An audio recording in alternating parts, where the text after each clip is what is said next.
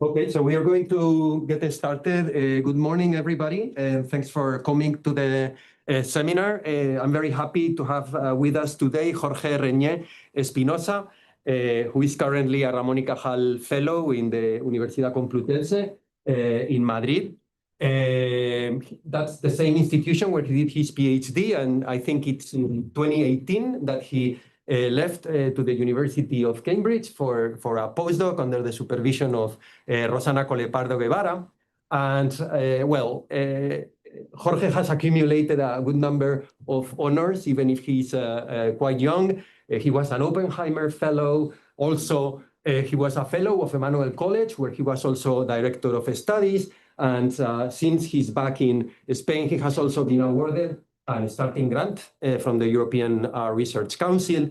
And it's also, particularly for me, an important day because it's an inaugural talk of a topic in biophysics, which is that of biomolecular condensates, which is maybe the topic that's been most talked about in our area of research in the last 10 years, I would say. So without any further ado, Jorge, the floor is yours. And thank you for coming. Well, first of all, thank you very much, David, for this fantastic invitation and also for the time that I'm spending here. That is amazing. And all the people that has been talking to me and all the, welcoming invitations. So I'm very honored to be here today. I'm very pleased. And what I would like to show you is our recent advances on molecular simulations of liquid-liquid and liquid-solid transitions of biomolecular condensates. Well, the cell, in order to function, it needs to organize its material, and there are two major mechanisms by which it can do that. The classic one is through membrane-bound compartments, like, for instance, the cell nucleus or the mitochondria.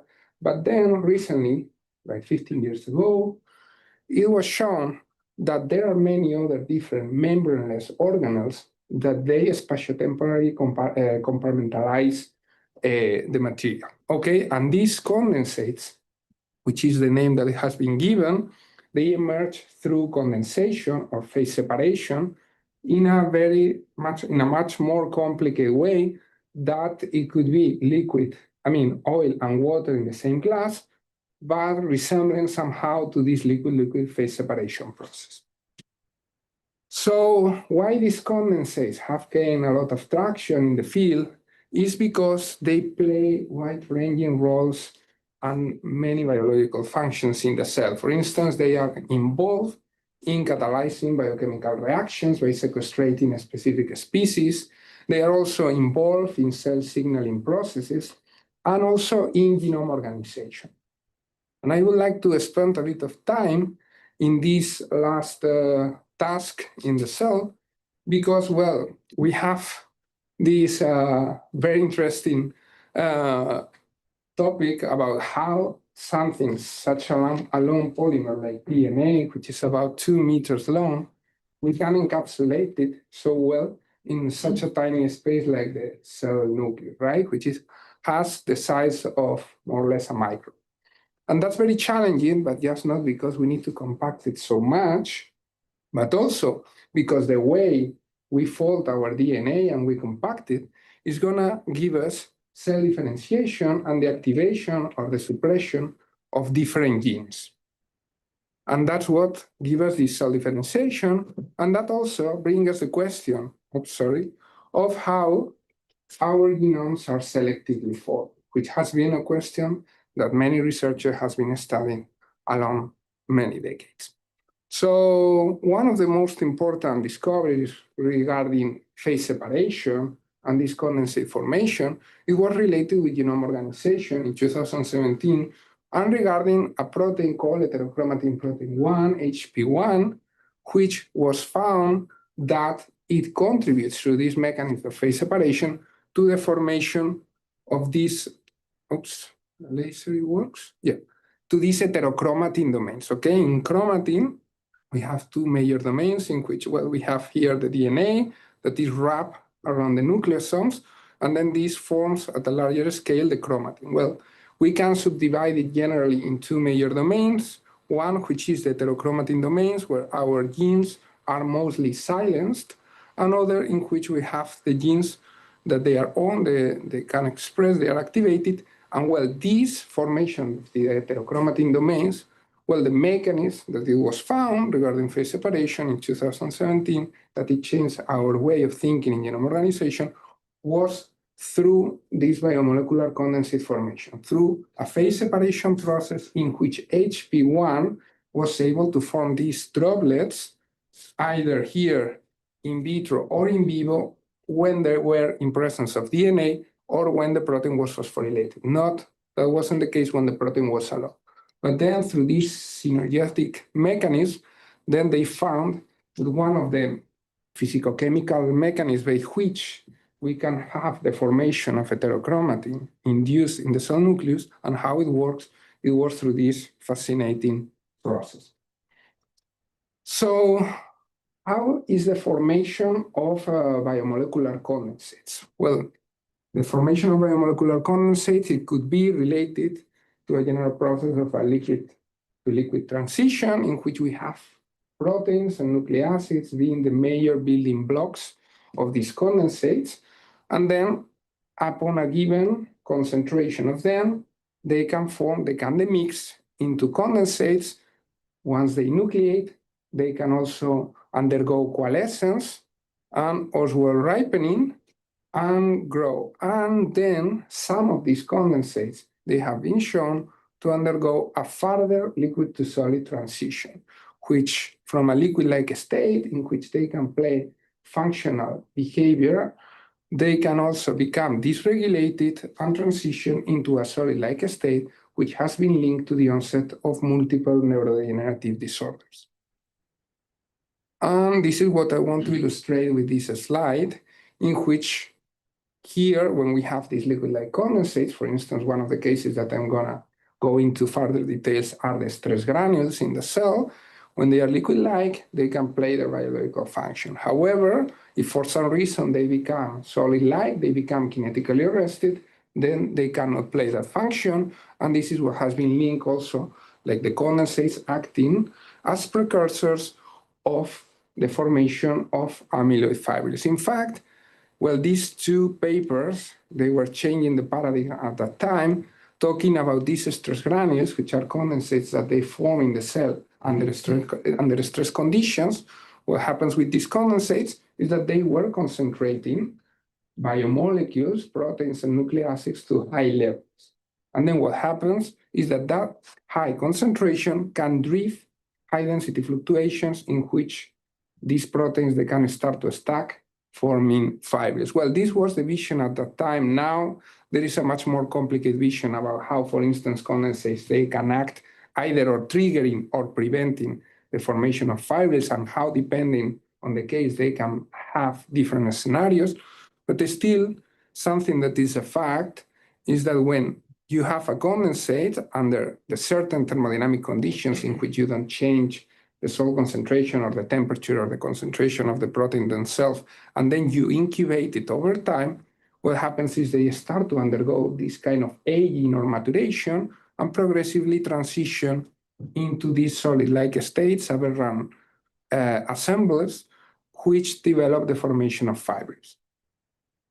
So in order to try to understand this mechanism, one of the challenges in the field is that we need to try to link this molecular structure and this molecular grammar in terms of interactions and how interactions induce secondary or tertiary structures in biomolecules with their mesoscopic phase behavior in terms of how these interactions translate into a given phase behavior. And we have really great advances in, for instance, how characterizations through X-ray, NMR, and other techniques or cryo-EM, they can provide us highly detailed information for this structural organization of the molecules. However, we are limited by the system size. We cannot have this high resolution level of detail for very large system size, for instance, relevant for condensates. Since condensates, they could be formed by millions of proteins or thousands of proteins for sure. Probably we are talking about this scale over here, okay? On the other hand, definitely we have these techniques which has been extremely successful. For instance, FRA, fluorescence correlation spectroscopy, raster image correlation spectroscopy, microscopy, FRET, or microbiology techniques, that they have been also giving us a lot of insights on how these transitions occur, how this maturation happens over time. However, still, here we are limited by the resolution that we can achieve. And that's a problem, because we are kind of having this blind spot over here that is connecting molecular interactions with the phase behavior. And despite we are pressing all these boundaries in order to narrow down this blind spot, one of the possible approaches is to perform simulations in order to try to gain some more insights about what is happening over there. And here what I'm going to talk about is molecular dynamic simulations, but with this prefix of multi-scale, in the sense that we need to sweep a very large system size scale spanning from single molecules to the collective behavior of thousands of different proteins and nucleic acids.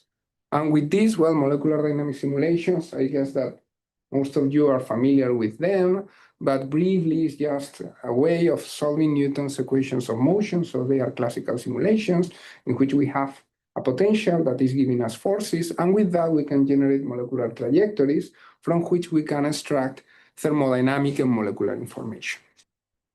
So I want to categorize, although these are not rigid boundaries between these three levels, into how we usually in the field we can catalog different type of resolutions in terms of simulations, okay?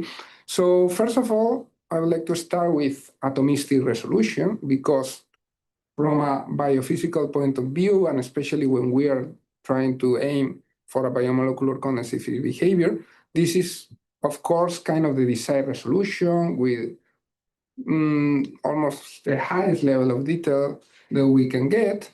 And despite this is the desirable approach, still with atomistic resolution, if we want to study the behavior of condensates, we are limited by the system size that we can attain. Probably for a full protein, as those that they phase separate, that they are composed usually from 150, let's say, to 900 amino acids in their sequence, and if we want to simulate hundreds of these sequences in order to have the relevant system size, fluctuations drive the formation of a demixed protein-rich phase, like a condensate, this is limited. With this, we can simulate at most one single protein, sample the conformational space, but we are very limited when we want to address a biomolecular condensate entirely. Then there is this second level that it was initiated in 2018 by very influential work of Gita Mittal, now in Texas University, which is a nice compromise between computational feasibility and still sequence-dependent detail. In terms of like here, well, we have a coarse-graining family of models in which every nucleotide or every amino acid is represented by a single spherical interaction site, a bit, which their own chemical identity, in terms of we can distinguish between whether an interaction site is an arginine, a lysine, a phenylalanine, or whatever. Okay, and since here we are having an implicit solvent, then it means that the computational cost for simulating full biomolecular condensates formed by hundreds of proteins is still reasonable, and then we can attain the problem, okay? And still know about which interactions govern the formation of the molecular condensates. And then we have this level 3 that I'm also going to talk about in this talk, which they can be of many different types. For instance, they can be lattice-based models, they can be polymer physics potentials, they can be, as I'm representing here, colloidal patchy particles, which, despite they are not going to give us information about these molecular details of whether this domain is specifically interacting with another domain, they can give us beautiful insights in the sense of how multivalency, how flexibility, how topology, how a multi-component condensate, depending on the cross interactions, can give rise to a size-conserved condensates which doesn't grow beyond a certain size, or how multiphasic condensates they organize in order to minimize the free energy, and so on. Well, with these three levels in mind, then we are gonna try to address the problem of this liquid to solid transition of condensates that has been identified as a pathological aberrant transition linked to neurodegenerative disorders, okay? And then one of the hypotheses, among others, because there can be different mechanisms, but this one is very appealing, is that this accumulation of proteins to high concentrations when these condensates, they are formed, they can trigger high-density fluctuations of regions that they are intrinsically disordered, they are low-complexity domains, that they are enriched in aromatic segments. From this, it calls this acronym of LARCs, and then this disorder toward the transition of these LARCs upon a high-density fluctuation can trigger the formation of a cross-beta sheet cluster that it subsequently grows into forming a fibril. LARCs, in that, it's a bit complicated in the sense that these fibrils, in general, they are stable, they are highly energetic, but they are not that stable, like, for instance, a proper amyloid. But still, one of the questions that they were discussing in this paper is that these LARCs, which are located in hundreds of proteins in our proteome, in the human proteome, they could trigger these transitions. They can also contribute to the formation of a condensate, but on the other side of the coin, they can also trigger this pathological transition.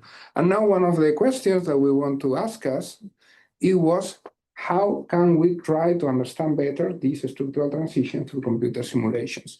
And for that purpose, what we did is to focus on a protein, which I don't know if I have to say, name it like FUS or FUS. We are always having this kind of debate in our conferences of biomolecular condensates. I'm on the side of calling it FUS, but this is a very important protein that has been used widely in the world of phase separation, okay? Because this protein is highly involved in DNA metabolism and RNA metabolism processes, it's also involved in a scaffold protein in the stress granule formation, and because this protein also a part of undergoing phase separation, its pathological transition and certain mutations of this protein has been related to the onset of ALS, amyotrophic lateral sclerosis, and frontotemporal dementia. Okay, so what's the structure and what's the sequence of the protein in order to be able to give such different kind of behaviors? Well, this protein is 526 residues long, and it's a multi-domain protein that is composed by different domains. The first one, which is the one that we are going to be more concerned about, is a prion-like domain, which has been detected to possess 3 different LARCs. This region is enriched in tyrosines, and that they has been shown that this can undergo these structural transitions. And then later we have other domains, as for instance, RNA recognition motifs, arginine-glycine-rich regions, and some other structural and unstructured domains that they confer their biological function. Well, then the first question that we wanted to ask us, which experimentally is also challenging, is how much these disorder-to-order transitions of these LARCs, they can change the interaction strength between the proteins, and whether they can become like a strong cross-linking that prevent kinetic diffusion of the protein within the condensates. In order to do that, what we did back in 2022 was use atomistic simulations, different force field. Here I'm presenting results for amber, but we repeated with charm in order to see that our results were not very much model dependent. And it was to take these 3 LARCs that I just showed you that there is in the PLD, in the prion-like domain or low complexity domain of FUS, and see what happens, what is the binding interaction strength or the potential of mean force, depending on whether they were fully disordered or when we were trying to pull one of these peptides from the cross-beta sheet stack that has been structurally resolved. And when doing this for these 3 LARCs, kind of the general conclusion was that there is an interaction strengthening of almost an order of magnitude when we undergo this transition. It's true that here we are not studying exactly what's the molecular pathway of the transition itself, but when we were pulling of this purple peptide from the stack and it was in a disordered state, the energy per residue was about of 1 kVt. Okay, here it's about 5 kVt, but since they are composed of 5, 6 residues, the interaction strength per residue was about of 1 kVt, so thermal units, no problem in terms of disposing liquid-like behavior. But then when there is a structural transition, it increases by almost an order of magnitude, and it can definitely prevent protein diffusion across a condensate. So, okay, this was fine, but this was kind of the size scale that we could approach at that time in terms of atomistic simulations. But what happens if now we consider these structural transitions in a much larger scale? And then we resort to a model, a level 2 model, with this sequence-dependent residue-resolution model, in which now parameterize on atomistic potential of mean-force simulations, as the one that I showed you, but now between different pairs of amino acids or different pairs of amino acids and nucleotides, bioinformatic analysis, and also in a top-down like approach in terms of refining our parameterization with experimental results. And we developed this model called Mpipi, and then we decided, okay, let's see what happens when we simulate the two types of FUS. Those in which these PLD interactions are fully disordered, or when we increase this interaction strength according to the information obtained from the atomistic results. And then we obtained two significantly different behaviors. When it was fully disordered, we were obtaining a homogeneous condensate, a single droplet. Here we are using this kind of slab simulations instead of when we think in a condensate, we probably think on an spherical condensate, right? But here, in order to benefit from the system size, we just take like an axial cut of the condensates, where here we will have the dilute phase, here the condensed phase, here the interface between both phases, and then we can avoid curvature effects or Laplace pressure effects for having a small droplet compared to the size of a real condensate. When still, this is kind of the most standard methodology in the field, by doing this, we note that there were two different behaviors. One, an homogeneous condensate, and this kind of micelle-like behavior with the PLDs into the core, and then the most hydrophilic regions exposed to the interface. And here, when we were computing the contrast frequency about these different domains of the FUS sequence that I was showing you before, then, as expected here, this is more homogeneously distributed across the different domains, the interaction strength, but here everything was mostly concentrated on the PLD. And then we realized at that point, this is not very relevant still, because these condensates that I'm showing you there, they were composed of 50 protein replicas. So still we are far away from size of a condensate. And especially we want to try to understand these structural transitions. So then we decided to go to a further coarse-grained model, which it was a polymer physics potential, which we parameterize like very naively based on these interactions. And then we try to recover more or less the behaviors that we obtained with this residue-resolution model that was successfully validated with providing reasonable predictions for proteins, for other proteins. Well, now we try it with our minimal model, okay? And then we're obtaining this homogeneous condensate or this micelle-like behavior. Here we were having the solvent, also that we make it explicitly, and then we were having more proteins. And then what happens is that, okay, but the hypothesis is that these high density fluctuations of the PLDs, they can bring you into these more strong interactions on the PLDs, but we cannot start with these strong interactions from the very beginning of the simulation, because that's not what is experimentally hypothesized. And then we decided, okay, let's start with this initial state, and then we develop an algorithm that is local dependent and which is evaluating what are the local fluctuations of this PLD. It measures under a certain cutoff distance how many neighbors of these PLDs are around, and with a certain probability and with a certain free energy barrier, they were generating or mimicking structural transitions of these disorder-like PLDs into a structure PLDs, okay, with a much more interaction, with a much higher interaction strength, and make them more rigid. And what we realized is that this formation of these cross-beta sheets were occurring at the interface of FUS.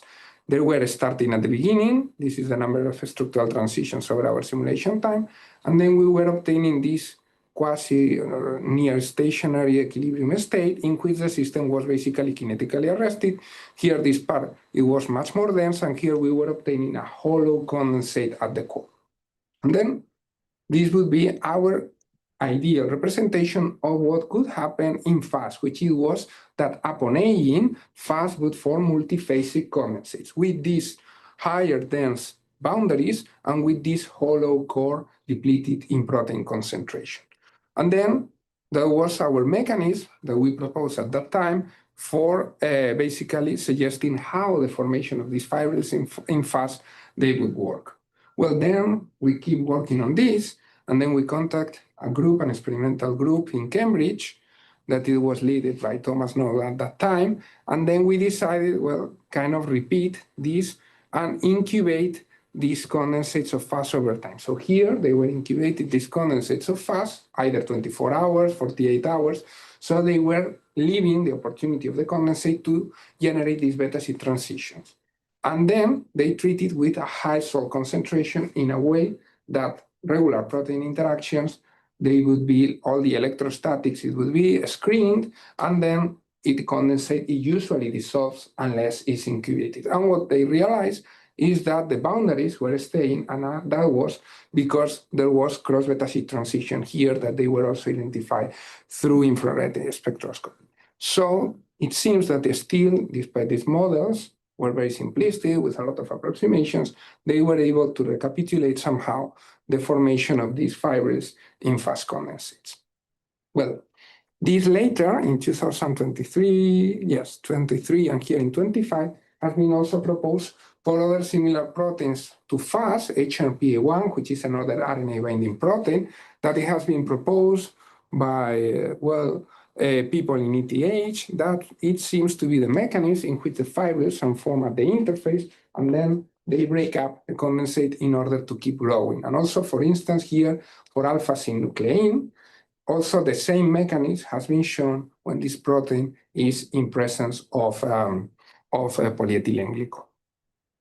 So now recently we have now a paper that it has been also accepted, in which for another protein, TDP-43, which also forms phase-separated condensates, and that has been related with the onset of ALS and FTD, then it seems the same, that the presence of an interface, it accelerates the formation or the concentration of these cross-beta sheets in the condensates with respect to bulk conditions. And it, according to our simulations, which might be wrong, it looks like it could be a way in which the protein stacking occurs to minimize the surface tension of the condensates. And in order to minimize this protein surface, this condensate surface tension, it generates certain kind of configurations which favor the interprotein stacking of the domains that they can trigger these structural transitions. And in fact, earlier this year, not for the same exact system, but Tony Hyman's group with other collaborators, they found that in condensates formed by G3PB1, another protein, and TDP-43, TDP-43 was basically forming these solid-like patches in the condensates also at the interface. It's not directly the same system, but still it was kind of reassuring that similar behavior was experimentally obtained. So now something that you may be wondering is, okay, how can we trust coarse-grained models? Because still sometimes we struggle believing the outcome, right, from atomistic simulations, which should be much more reliable. So can we really trust these approximations, or instead of having 10,000 atoms, now I put there a very big bit, right? And then you want me to believe that this is gonna work exactly? I mean, let's recapitulate experiments, and secondly, even being competitive with predictions from from atomistic simulations. And of course, there are many more limitations when we do coarse-graining. And one of these limitations that we realized earlier last year, it was that when we repeat this kind of atomistic potential of mean force simulations, for charge residues, it looks like there is higher strength in terms of electrostatic attraction than the repulsion that these different pairs of or either negatively charged or positively charged residues exhibited, okay? And if we take this depth of the PMF potential, and then we plot it as a bar plot, then we realize that it seems that it could be that when these amino acids are interacting, somehow the electrostatic seems to benefit more the attraction rather than the repulsion. And that was something that we were kind of, we were puzzled about this, but we were also kind of understanding somehow this, because in our coarse-graining simulations, we realized that either increasing or decreasing the charges was not getting us closer to the experiment. It was being more or less the same, far away in terms of the offset of our predictions. And then with this kind of different rescaling of making softer repulsion versus a bit stronger electrostatic interactions upon the aggressive coarse-graining that the model was having, then it started to improve the predictions with the experiment. So then, based on this model that I saw you in 2021, this Mpipi, then we propose a further reparametrization of the model. That it can be a bit counterintuitively in the way that we are treating now the charges. In this model, usually for electrostatics, we apply a Yukawa potential. So these models, they don't work with Coulombic interactions, in which we apply later equal summation or PMA, but they are screened since we don't have a solvent, and then we use it with Yukawa potential. When the prefactor of the Yukawa is what we were modulating pairwise specifically in order to try to fit more the parameters in order to predict experimental behavior. And with this model, we manage somehow to recover better experimental behavior of highly charged sequences. For instance, here we compare the radius of gyration of a single protein versus experimental radius of gyration, and the correlation was reasonable. I mean, it's true that the single protein radius of gyration is a magnitude that is in principle easy to recover, but still it was satisfactory. And then for different charge variants of a protein called HRPA1, this one that I also showed you in this Nature Chemistry paper, that it fibrillizes at the interface of the condensates, well, for different mutants, we were able to recover the upper critical solution temperature of the phase diagram with reasonable accuracy. Here it was the deviation versus the experimental results. And then we say, okay, let's do a further test. And then let's see if the model was able to recapitulate experimental phase diagrams for a highly charged condensates formed by a highly positively charged sequence like H1 and a negatively charged IDP like prot-alpha. And then, well, the simulations were these points, the experiments were the lines, and this was as a function of cell concentration. And you may be wondering, how do you do cell concentration if you are using implicit solvent? Well, in the model, we usually work it as the divide length. We play with the divide screening length, and then we can fit that divide length of the Yukawa interactions as a function of the concentration, as a function of temperature, and then see how by playing with the divide length, well, with the fit that we use, then at least for this case, it was working reasonably.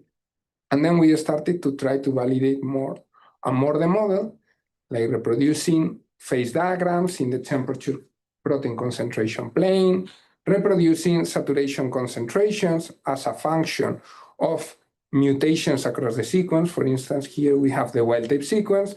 There are mutations in which we mutate certain positions by tryptophan, by tyrosine, by phenylalanine, and also phenylalanines to tryptophans, and so on. Well, these mutations, the saturation concentration variation as a function of the sequence mutation, the model was able to kind of recapitulate it kind of approximately the behavior. And also condensate viscosity variations, not the actual condensate viscosity, because we know that coarse-graining and not having an explicit solvent is going to artificially accelerate the dynamics, but still, like differences between mutations and trying to predict how mutation is going to reduce or increase the condensate viscosity, it seems that the model was capturing.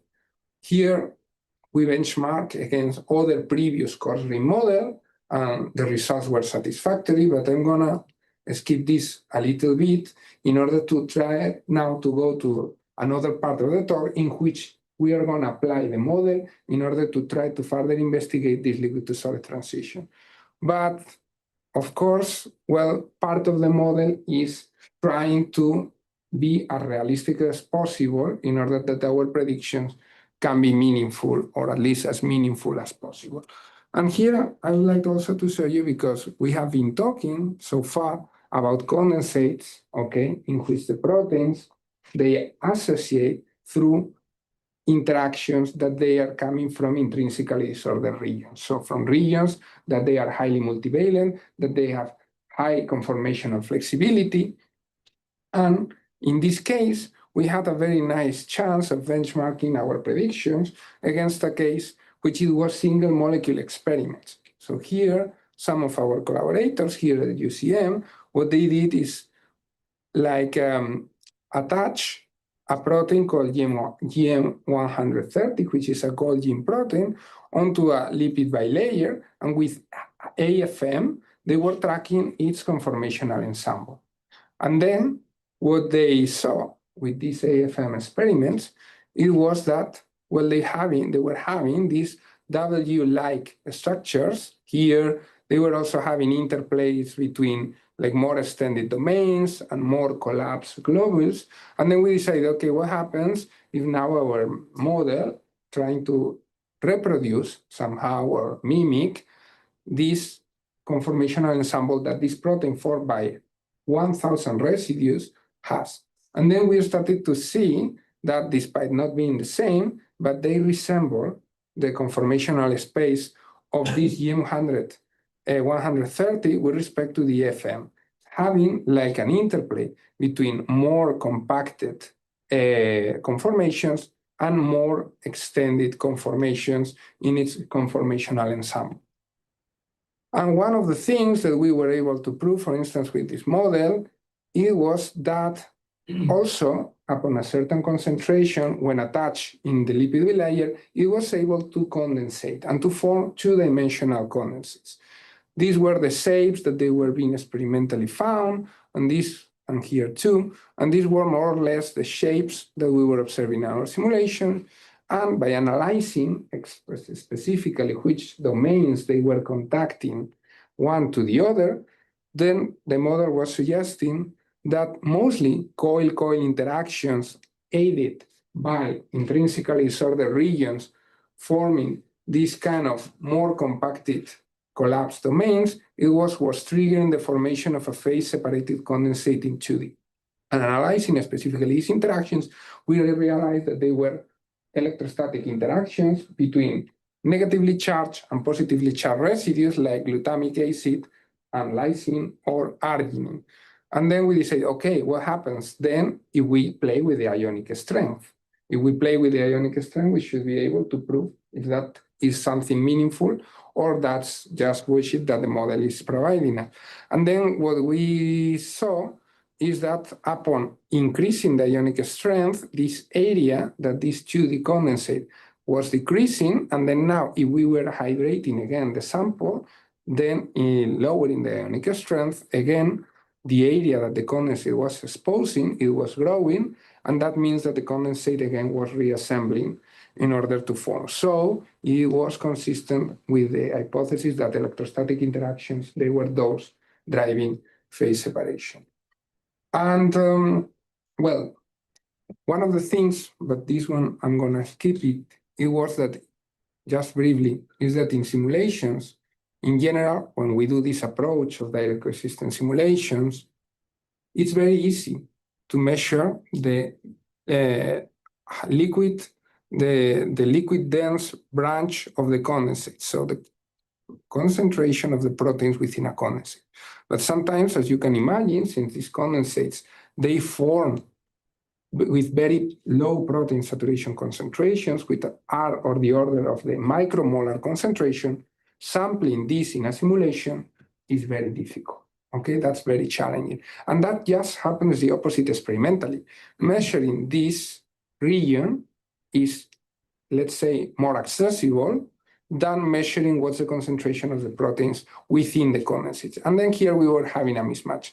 Well, what we proposed were two different thermodynamic integration routes in order to try to provide data over this protein per liquid branch, that they were at least consistent among them, and that they were allowing us also to compare our simulations and extend it to lower temperatures, in which, for instance, here, when there were experimental data, well, in some cases, here it was not necessary, and we can see that there is a mismatch, but here in other cases, we were obtaining, at least we were able to benchmark the model against experimental value that it was available from literature.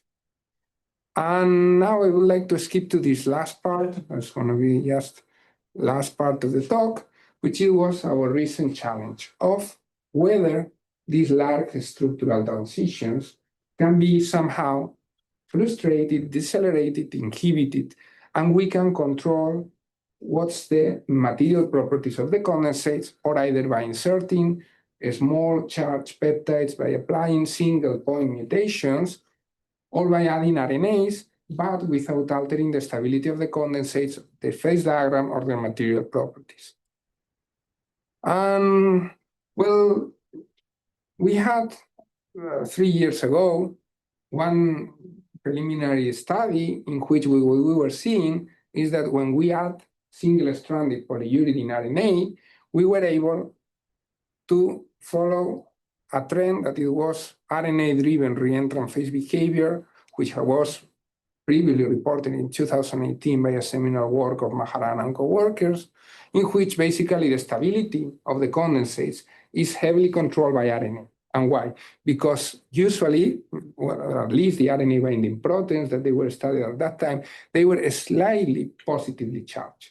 When you add RNA, which is negatively charged, you attain electroneutrality, and that means that in general, you're going to have a boost of stability until a certain point, and then if you keep adding RNA and RNA, your condensate is going to be destabilized by self-electrostatic interaction repulsion, and then you get dissolution of the condensate. So we were wondering what happens if we get to the limit in which the condensate is stable, and then we measure what are the kinetics of cross-beta sheet transitions as a function of time with polyuridine RNA. And then it was a bit disappointing because we only get a decrease of, let's say, 20%.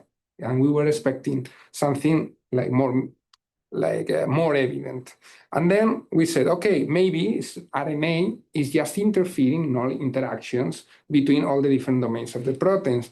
But what happens if we now develop tailor-made short peptides that they are charged like RNA, but they also have aromatic residues, so they can target these large domains, and then they engage with the large, but they at the same time self-repulse electrostatically, and then they kind of dissolve these high-density fluctuations that we have.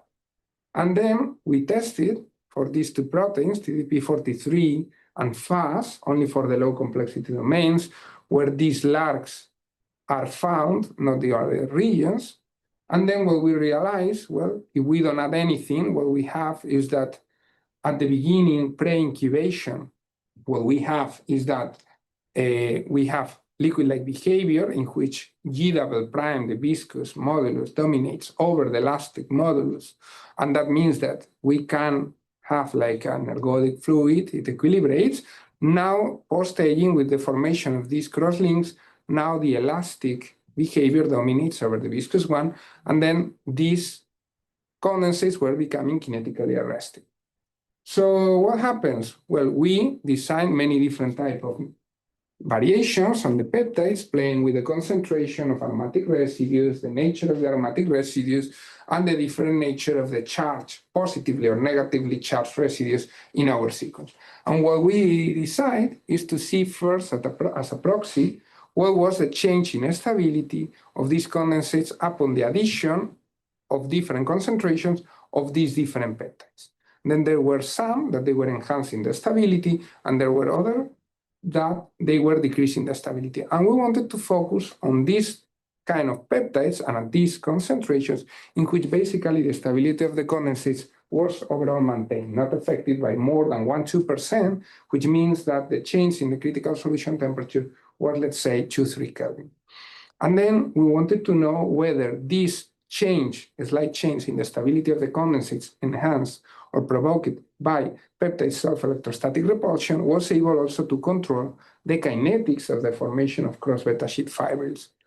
And we saw that for FUS LCD or for TDP-43 LCD, if we measure this function of the formation of cross-beta sheets as a function of time average for many different trajectories, for the pure FUS LCD condensates or for the pure TDP-43 LCD condensates, then upon the addition of these different sequences at low concentrations, then we were able to shift the nucleation time of these cross-beta fibrils. And there were cases like these ones that I am showing here, that they were basically retarding the formation of the fibrils, and there were others that they were promoting.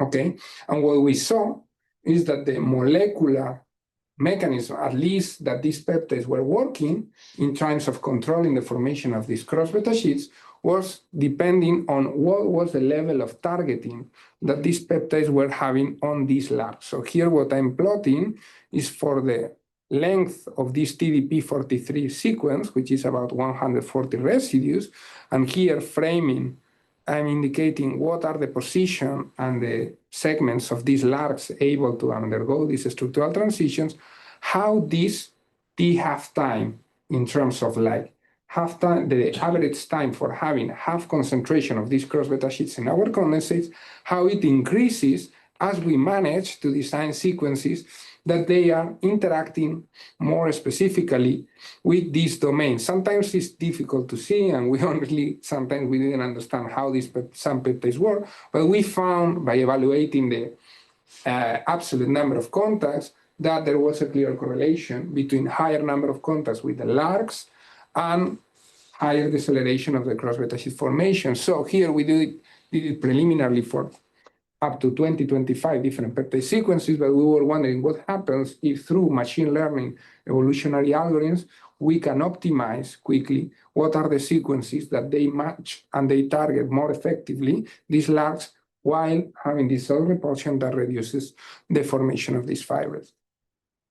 And since I think it's almost the time, I would like to skip just to these last two slides, I promise, which is about, we were talking before about FUS and how FUS, even in a pure condensates being a single protein, it can form this multiphasic condensate, right? In which we have the boundary that is more dense and the core that is almost hollow, okay?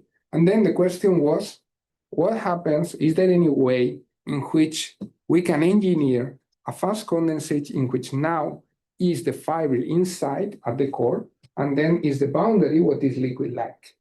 And then what we started to do is more simulations of this fibril formation in FUS condensates. Now we did it spherically, and then we were observing first that, of course, over time there is formation of cross-beta sheets until a very low percentage, indeed, of these cross-beta sheets in our condensates, let's say 20–30%, there was this crossover of G prime over G double prime in terms that now the condensates with only 20–25% of cross-beta sheets formed by all the possible larks across the sequence was becoming kinetically arrested. We started to measure what was the average time for obtaining fusion of two condensates, okay? Of course, this fusion time, it depended on the incubation time of the condensates. When they are not incubated, they were mixing properly. When they were incubated, it was a bit,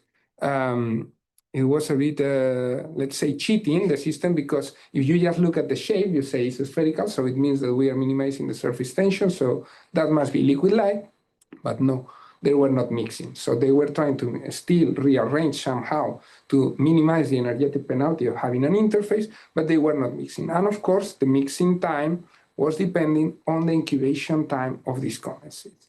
So what we tried then, it was fusion of condensates that they were one non-incubated and the other one partially incubated.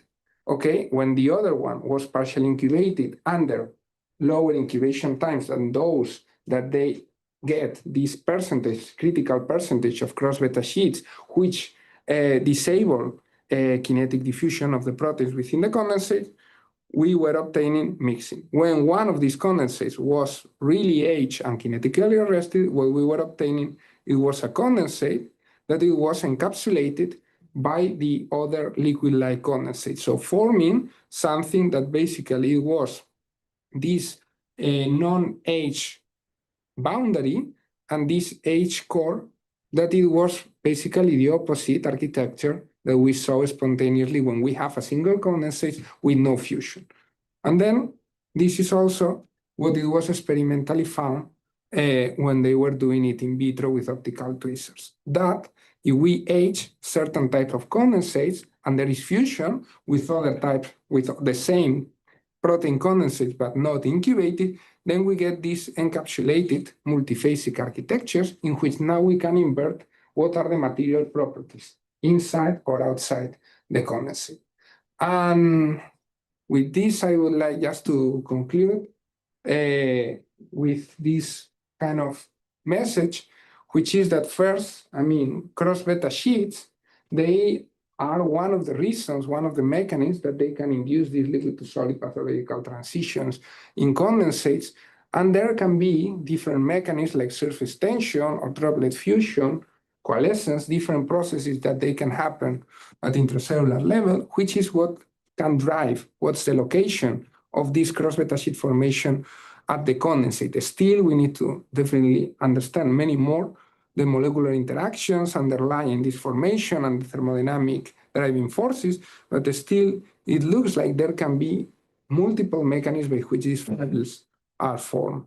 Then also, like RNA inclusion, small charged peptides, which they can need to be enriched in aromatic residues, or something that I couldn't have time to talk, which is negatively charged mutations and intrinsically disordered regions, can regulate what's the kinetics of the formation of these cross-beta sheet transitions, but they manage as well to only change this kind of kinetic transition of formation without altering the condensate stability and the propensity of the sequence to form condensates.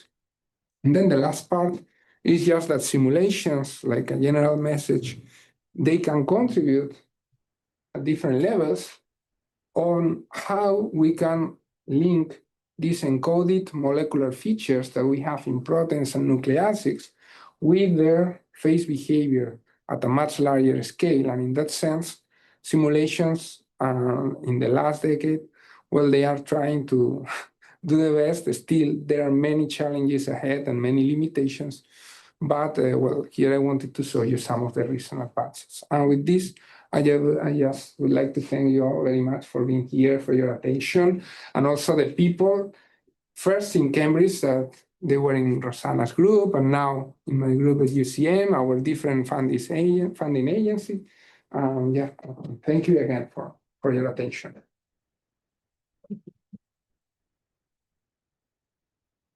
So thank you very much, Jorge. We have time for a few questions. Really good talk, really nice. I've got a really naive question, and maybe I just missed it during the talk. When you were going with these fast coarse-grained models, and you were going into these minimal models, maybe I lost how you're mapping the resolution. Can you elaborate on that, please? Sure. Let me just go back. Sorry, too many slides. I'm always very positive about how many slides I can show, and then later I realized that the time is not realistic. But yeah, here.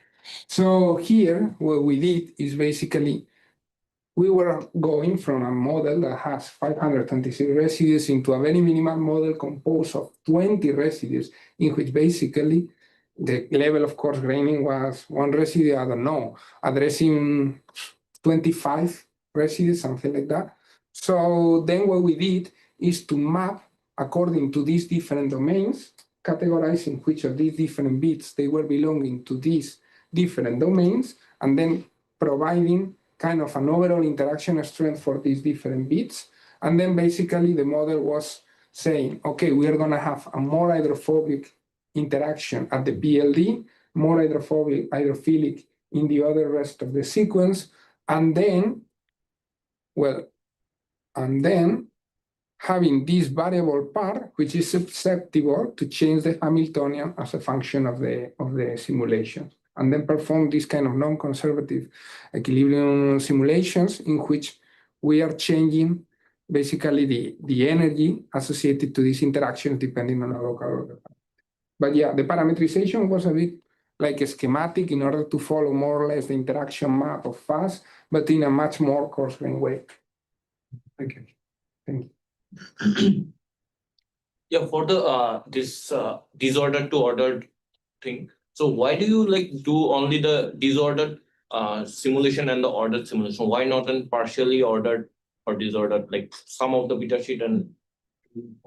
But in which step? You mean in the basic atomistic simulation initial? In the atomistic simulations. Well, oops, yeah, here, right? Yeah. Okay, so well, that's a very good question. I mean, there would be a possibility, right, in which we can force the transition, right? We can, I don't know, with different kind of advanced sampling methods to bias in order to the transition from a disorder domain into a cross beta sheet. Here, kind of our point was to see what was this binding interaction that we were having upon in the same different system, same sequence, same number of residues, either by having a structure or by being conformationally flexible and having a possible rich conformational ensemble being disordered. And then we decided to kind of subdivide it into these two different possible options, because there could have been many different states, I guess, that we could have been tried at intermediates, right? And then what we wanted to see was the difference from the final state to the initial state. So that would have been very interesting strategy to address how this undertakes. And in fact, some of the points that one could argue here is that, well, you are enforcing somehow what's the dissociation pathway, right? The dissociation pathway, you are kind of enforcing it through a cross beta sheet, and you are pulling here this with possessional restraints, and then you might be basically overestimating what is the interaction strength here. But finally, then later when doing coarse-graining as well, by using like free energy calculations for knowing what was the pulling that we had, we started to recover similar in order of magnitude of interaction strength. So it seems that it was consistent. But anyway, yeah, it could have been very interesting to see what was the pathway upon which you can form partially the beta sheet and how that depends on the order, right? On the ordering degree. Maybe one last question from Xavi. Actually, taking on this slide, for the same time we work a little bit in a project related to that, and I thought that the larks, they bind in a reversible way. It depends, yeah. Okay, because my question was, is that compatible with such a deep potential well? Well, we have, I mean, here I'm showing for 3 different cases of lark sequences, but we have done this kind of calculations for at least 10, and we have seen that there are many different types of larks in terms of like some of them, for instance, some that they are in TDP-43 or in HRPO1, some of the other proteins that I mentioned, they are much low energetic than these ones in particular. In fact, here, for instance, we have this that is around 20 kT, which 20 kT, we know that is a free energy barrier that is generally, it can be overcome easily or quite easily. And there were others that they were over 50 kT. So what we realized, or at least in our experience, is that it's highly dependent on the sequence, on the stacking, of course. And I totally agree. There are larks that they can form more reversible interactions because of their stacking and their composition. And there are others that they can play a much bigger role in forming this strong cross-linking that precludes the diffusion of proteins within the condensate. So I think it can be both. Thanks. Okay, so I think we should probably stop here. Thank you very much, Jorge, again for visiting us and for your talk. And well, I guess we close the session with this. Thank you. Thank you.